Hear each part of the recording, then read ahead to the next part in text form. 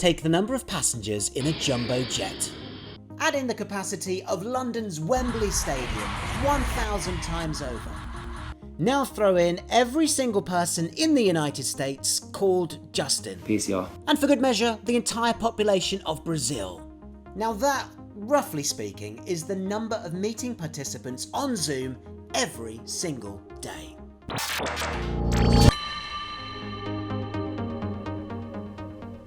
Yes, we're all busy staring into our little webcams at each other, but the question is, how did Zoom become the go-to video conferencing platform?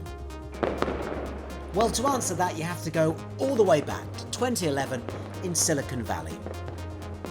Back then, tech giants were just starting to take their first big steps into the world of video calling. Microsoft paid $8.5 billion for Skype, and Google launched Google Plus with a video chat function called Hangouts. But just weeks earlier, a Chinese-American businessman named Eric Yuan made a key decision that would eventually put all his famous rivals in the shade. He'd long dreamt of a simple, user-friendly way of making video calls to whisper sweet nothings to his long-distance girlfriend. He pitched the idea to his bosses at Cisco, who owned the video conferencing platform Webex, and, well, they weren't interested. So Yuan said, "You know what? I'm off." He left this very well-paid job at Cisco and decided to do his own thing, but it was initially quite tough to raise funding. Everyone told Yuan it will never work. The market's too crowded, they said. It'll never get off the ground. But he persisted, and he convinced enough investors to back him. Like a lot of the best founders, had a very particular vision. He had identified one problem he really wanted to solve. Interestingly, if you look on his LinkedIn profile, he actually has a little job description under his title, and it says, "Delivering happiness to our users." And his whole point about leaving Cisco, about leaving Webex, was I want to do the complete opposite.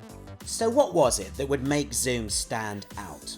Well, mainly, Zoom just kind of looked way better than its competitors. You see, you can add endless faces into a chat with few latency issues if you have that many friends. And then of course there are these really fun fake backgrounds that your dad or Dave from the office likes to use and click on just to pretend they're somewhere a bit more glamorous.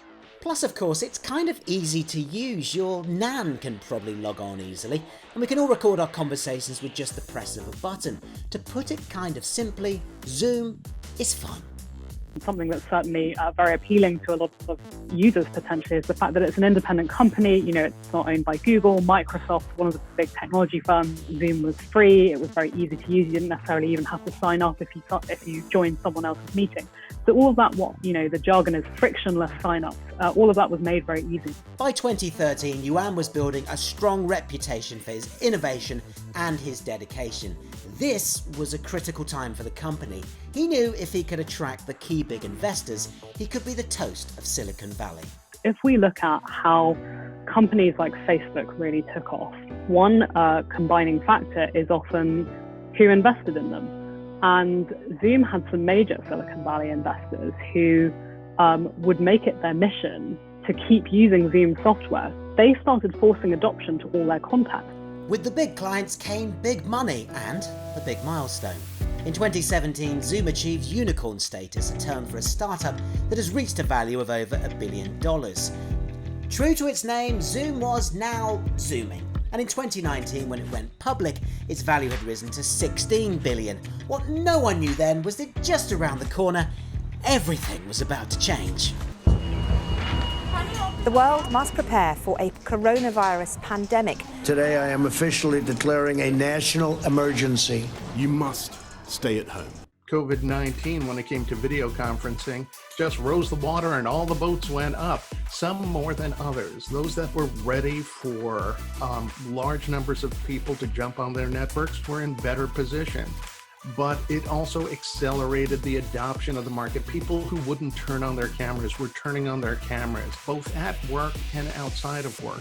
Zoom was now more popular than Google and Microsoft's video offerings combined. Its users spanned generations, both those who knew tech and those who didn't.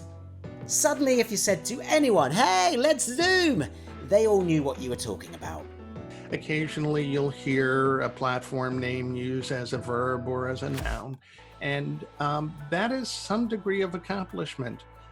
you are getting into the daily lexicon of people. Oh, and in case you were wondering where the name came from, well, they considered Zippo, Hangtime and Poppy, but one investor had been reading a storybook to one of his kids called Zoom City, and something about that name stuck. But with extra success came extra scrutiny.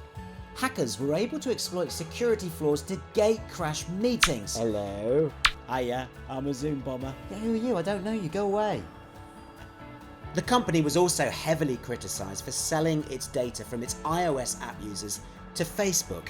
New York's Attorney General told the firm to sort out these problems urgently. That kind of scrutiny was always inevitable. Email addresses were leaking and the firm didn't automatically end-to-end encrypt your video calls, potentially making them a bit more liable to be hacked.